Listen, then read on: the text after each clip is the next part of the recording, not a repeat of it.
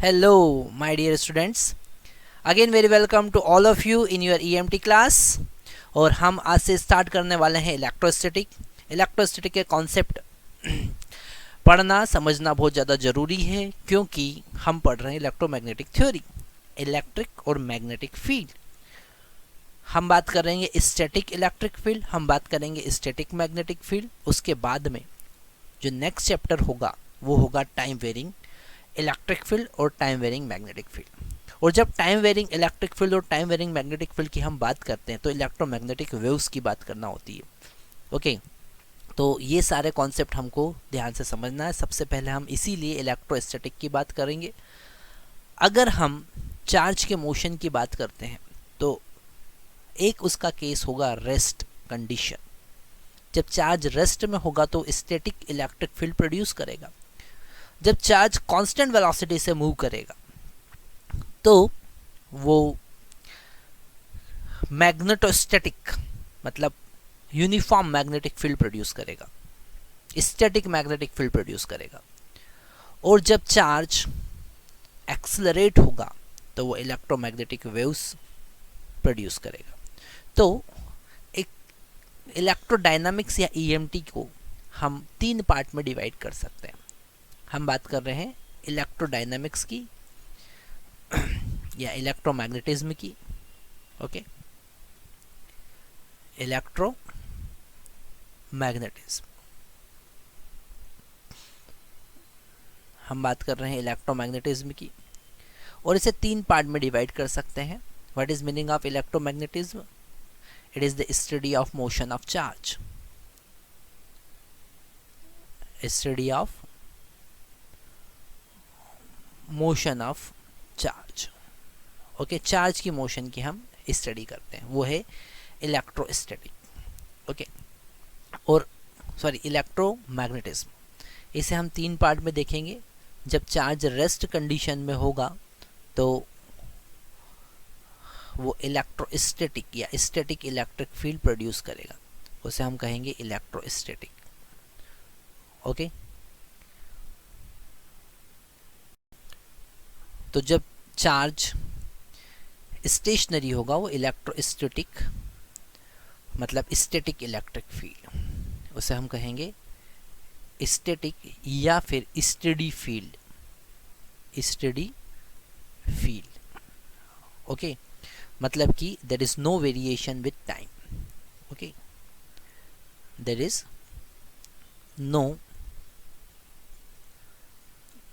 Variation with time.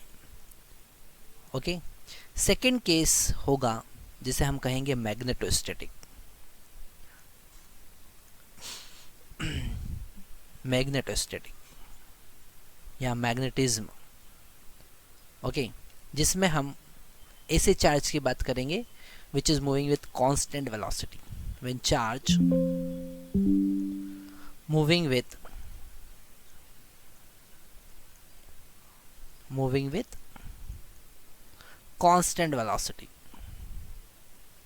Okay, charge moving with constant velocity, then it produce magnetic field मतलब static magnetic field. Okay, static या steady magnetic field की बात हम करेंगे। Okay, next, जब charge accelerate होगा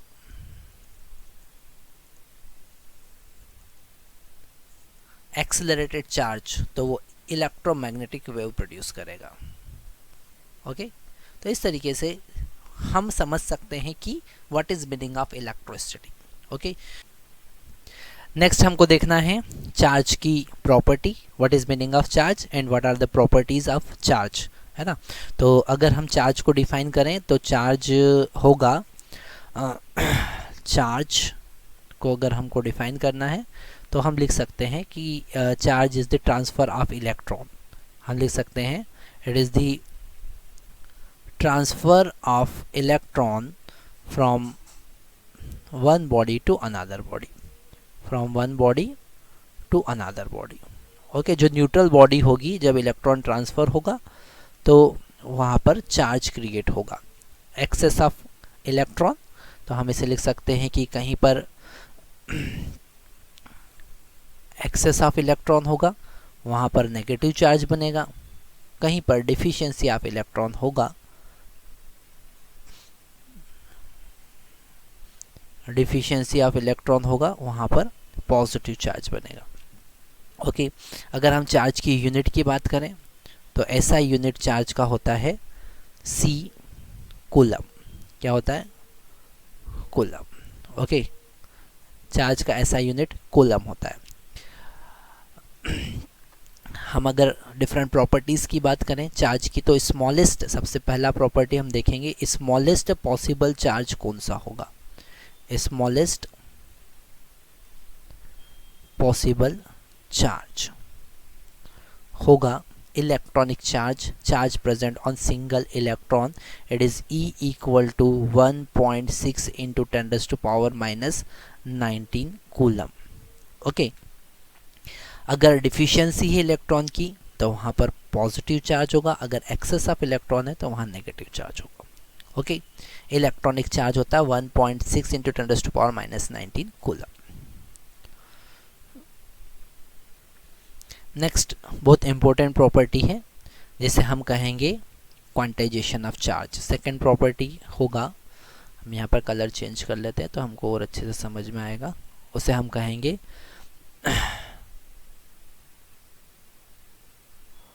quantization of charge. Okay, Millikan oil drop experiment की help से मिलिकन ने क्वांटाइजेशन ऑफ चार्ज को प्रूव किया था। ओके, सबसे पहले मिलिकन ने बताया था कि charge present on single electron on any body is integer multiple of electronic charge. Okay, मतलब जितने भी ऑयल ड्रॉप थे उन पर जो चार्ज इंड्यूस हुआ था वो चार्ज E का इंटीजर मल्टीपल था, मतलब 1.6, 3.2, 6.4, 4.8 ऐसा ही कुछ इंटू 10⁻⁻19 कूलम, ऐसे ही सारे चार्ज आए थे। उसने प्रैक्टिकली ये कैलकुलेट किया था और इसलिए उसको नोबेल प्राइज़ भी मिला था। ठीक है, तो क्वांटाइजेशन ऑफ चार्ज बहुत इंपॉर्टेंट प्रॉपर्टी है। थर्ड प्रॉपर्टी हम समझ सकते हैं कि conservation of charge. Conservation of charge ये भी बहुत इंपॉर्टेंट प्रॉपर्टी है। किसी भी आइसोलेटेड बॉडी पर चार्ज जो होगा वो कांस्टेंट होगा, कंजर्व्ड होगा। ओके, वो वेरी नहीं करेगा।